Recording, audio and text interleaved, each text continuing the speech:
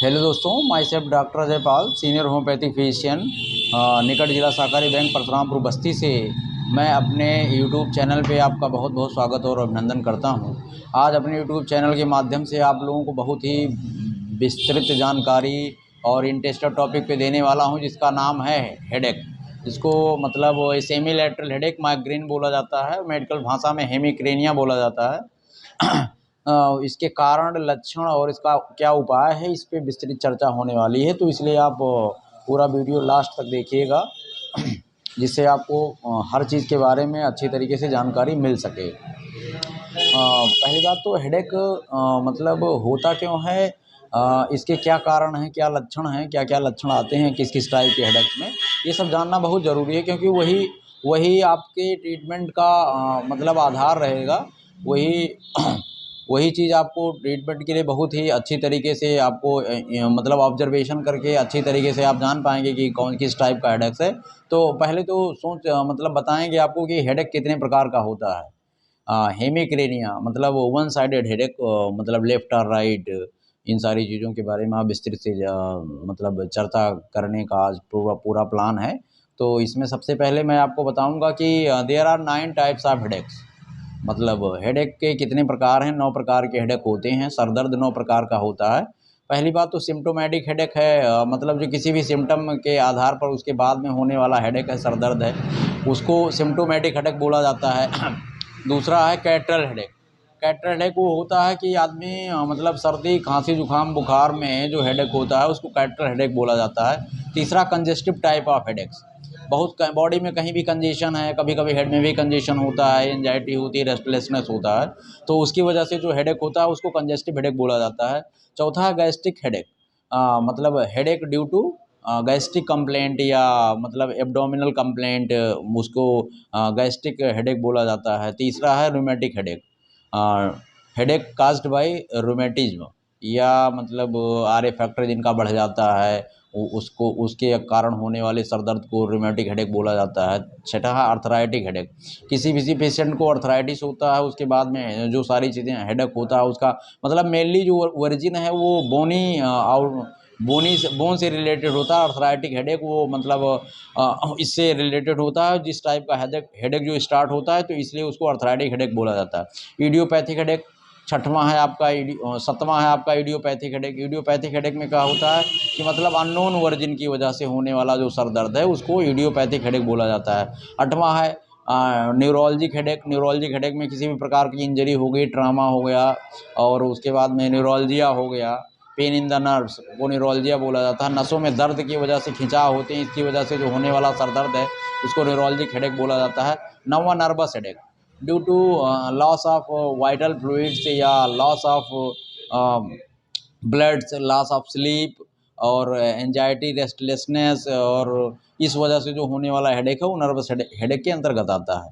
तो इतने टाइप का 9 टाइप का आपका हेडेक हो गया। अब इसमें क्या मतलब होम्योपैथ में सबसे बड़ी चीज़ें हैं कि इसका कैटेगराइजेशन करिए, ये चीज़ पता करिए कि किस टाइप का हेडेक हमको है, उसी उसी पे आपका जो ट्रीटमेंट है वो आधारित रहेगा, जिसकी वजह से आप अपने आप को बहुत जल्दी ट्रीटमेंट लेके फिट महसूस कर पाएंगे। ठीक है, तो इतने टाइप का हेडेक है, इसमें कैटेगराइजेशन करिए, इसमें डिफ्रेंशिएट करिए कि एक दूसरे से क्या डिफ्रेंशिएशन है, कैसे क्या इसमें डिफ्रेंशिएट किया जाता है। ये एक अच्छा फिजिशियन ही कर सकता है, क्योंकि आजकल मार्केट में बहुत सारे पेशेंट आते हैं, वो कहते हैं डॉक्टरों के पास जाते हैं, वो कहते हैं कि डॉक्टर साहब हमको हेडेक हो रहा है। तो सर दर्द हो रहा है, किस वजह से हो, किस टाइप का है, तो डॉक्टर डायग्नोस करके बताएगा ना कि सर दर्द हो रहा है, किस टाइप का सर दर्द आपको है। वो सारी चीज़ों को जानने के लिए बेहतर आप फिजिशियन के पास जब जाते हैं तभी वो सारी चीज़ें डिफ्रेंशिएट करके तब उसका बेहतर से चिकित्सा करके उसको सही कर देते हैं अच्छे डॉक्टर्स।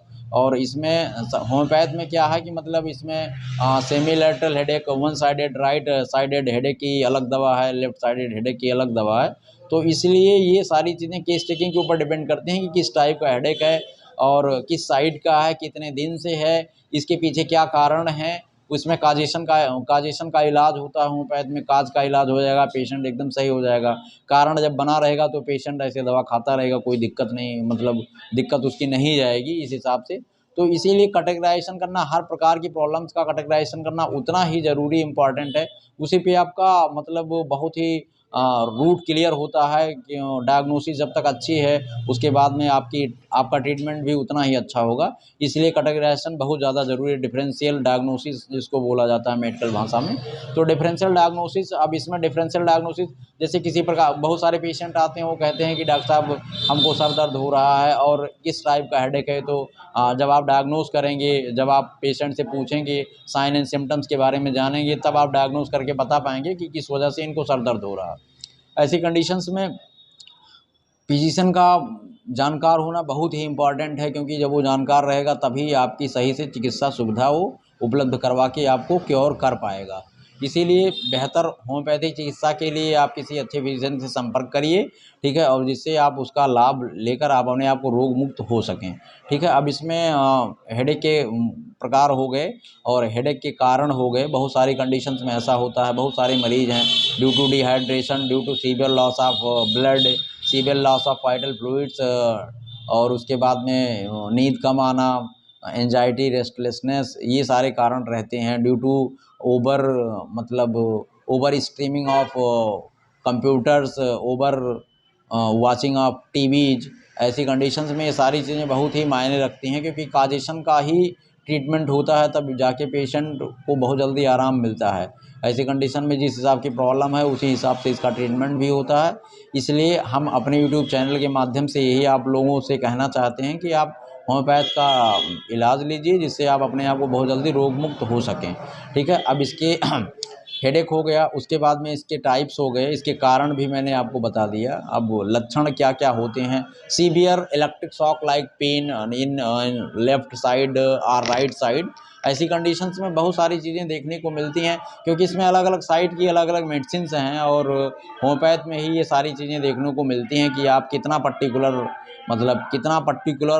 चीज़ों को लोग मतलब क्वेरी करते हैं। इस हिसाब से पेशेंट के अकॉर्डिंग उसको मेडिसिन दी जाती है, तब जाके मेडिसिन बहुत ही कम समय में सही हो पाता है।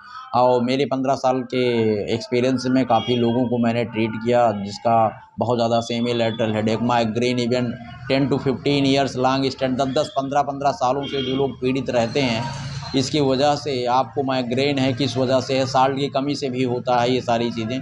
तो ऐसी कंडीशंस में due to loss of nourishment, due to loss of nutrition, और due to loss of sleep, due to loss of nervous problems, due to loss of sleep, ऐसी कंडीशंस में तो ये सारी चीज़ें सबसे ज़्यादा इंपॉर्टेंट रोल अदा करती हैं कि आपका ट्रीटमेंट कितने दिन तक चलेगा। अब हाउ मेनी डेज ट्रीटमेंट चलेगा। अब पेशेंट अगर ज़्यादा लंबे समय से सफ़र कर रहा है तो उसको 2 4 6 महीने लग ही जाते हैं सही होने, कंप्लीट क्योर होने में। बाकी रिस्पांस तो आपका मिलता ही रहता है ऐसी कंडीशंस में। तो ये सारी चीज़ें सबसे ज़्यादा ज़रूरी हैं कि किस लेवल का आपको प्रॉब्लम है, किस सीवियरिटी की प्रॉब्लम है, किस ग्रेड की प्रॉब्लम है, इसकी वजह से आपका फाइनल डायग्नोसिस होगा, उसके बाद में मेडिसिन दी जाएगी, और जिसकी वजह से आप अपने आप को बहुत ही कम समय में फिट महसूस करेंगे, ठीक है। और उसके होम्योपैथ में बहुत अच्छी अच्छी मेडिसिन्स हैं हेडेक्स की, जिसमें जैसे ग्लूनाइन हो गया, नेट्रमन्यूर हो गया, बेलाडोना हो गया, लाइकोपोडियम हो गया, ठीक है, सीपिया हो गया, और कंजेस्टिव हेडेक में ग्लूनाइन है, स्टेप्सेग्रिया है, स्पाइजेलिया है। ये सारी मेडिसिन्स अगर दी जाती हैं according to sign and symptoms के क्या लक्षण मिल रहे हैं, तो इस वजह से उनको on the basis of sine and symptoms तब वो मेडिसिन सेलेक्ट करने के बाद में पेशेंट को दी जाती है, जिससे बहुत ही कम समय में वो राहत मिलती है। अब पूरा वीडियो देखने के लिए आपको बहुत बहुत धन्यवाद। आपको पूरी जानकारी के लिए हमारे क्लिनिक से संपर्क कर सकते हैं मुझसे doctor Ajay Pal, senior homeopathy physician, निकट जिला सहकारी बैंक, परशुरामपुर बस्ती से। मेरी क्लिनिक का नाम है Ayush multi speciality clinic and research centre, जो कि जिला सहकारी बैंक परशुरामपुर के बगल स्थित है। और वहाँ पर आप किसी भी प्रकार की जानकारी के लिए संपर्क कर सकते हैं। अगर आपको मतलब टेलीफोनिक माध्यम से संपर्क करना है या संपर्क साधना है, तो आप मेरे नंबर पे कभी भी व्हाट्सएप या फ़ोन कर सकते हैं। आपके क्वेश्चन का आपकी जो क्वेरी रहेगी उसको अपने स्तर से सुलझाने का प्रयास, हर संभव प्रयास किया जाएगा कम से कम समय में।